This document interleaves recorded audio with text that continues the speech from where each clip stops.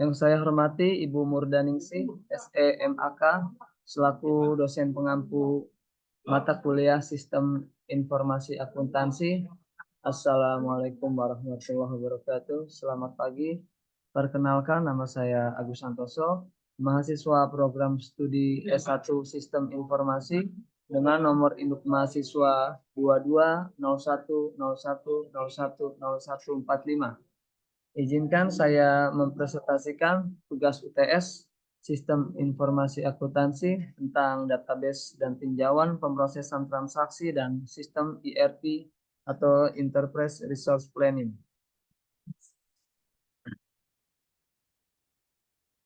Database dan tinjauan pemrosesan transaksi dan sistem Enterprise Resource Planning atau ERP. A. Siklus pengolahan data serta perannya dalam menyelenggarakan aktivitas bisnis dan menyediakan informasi bagi pengguna. Siklus pengolahan data adalah operasi yang dilakukan pada data untuk menghasilkan informasi yang penting dan relevan yang terdiri dari 4 tahapan, yaitu A. Input data. Input data adalah mengambil data transaksi dan memasukkannya ke dalam sistem.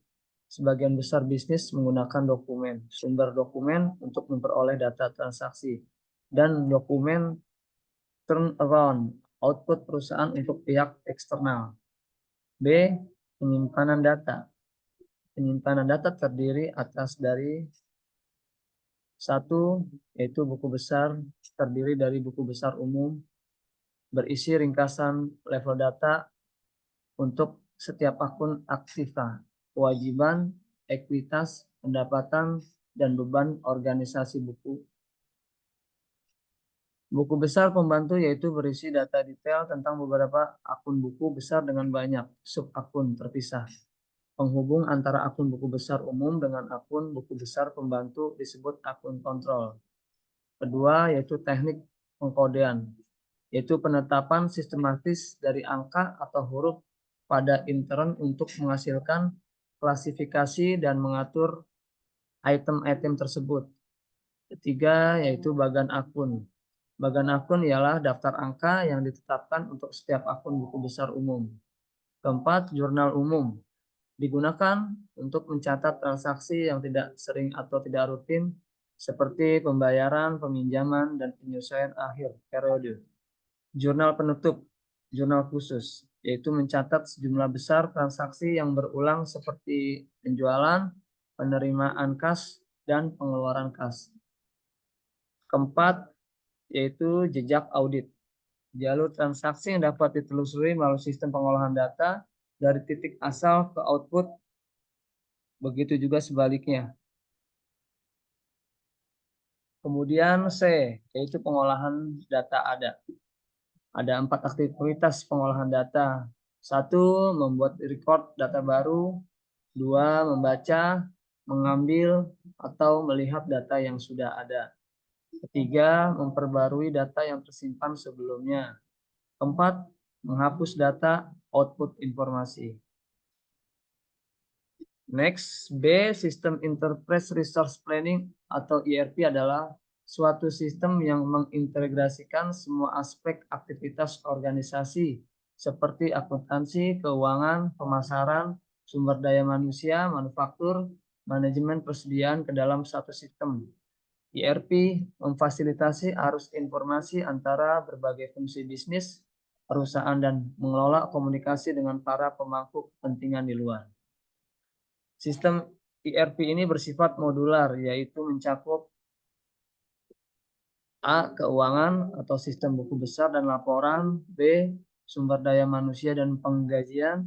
C. Memesan kas, siklus pendapatan. D. Membeli untuk membayar siklus pengeluaran. Manufaktur, yaitu siklus produksi. Manajemen proyek.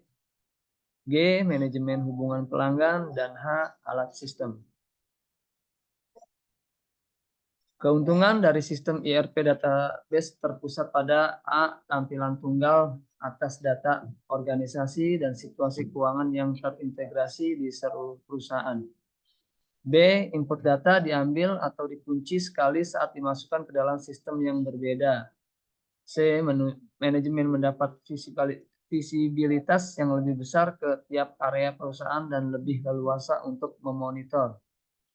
Kemudian D, organisasi memperoleh pengendalian akses yang lebih baik. E, prosedur dan laporan yang telah distandarisasi antar unit bisnis. Kemudian F, pelayanan pelanggan meningkat karena karyawan dapat dengan cepat mengakses pesanan. Dan terakhir itu G, pabrik manufaktur menerima pesanan baru secara real time. Kerugian dari sistem ERP ini yaitu biaya yang cukup tinggi untuk penerapan sistem ERP, waktu yang lama untuk memilih dan mengimplementasikan ERP secara penuh. Ketiga yaitu perubahan proses bisnis yang dapat merusak pemetaan sistem ERP. Kemudian ada kompleksitas dari berbagai aktivitas dan sistem bisnis. Yang terakhir yaitu resistansi atau penolakan dari karyawan atas penerapan sistem ERP secara efektif. Demikian yang bisa saya paparkan. Kurang dan lebihnya saya mohon maaf. Billahi taufiq wa hidayah. Wassalamualaikum warahmatullahi wabarakatuh.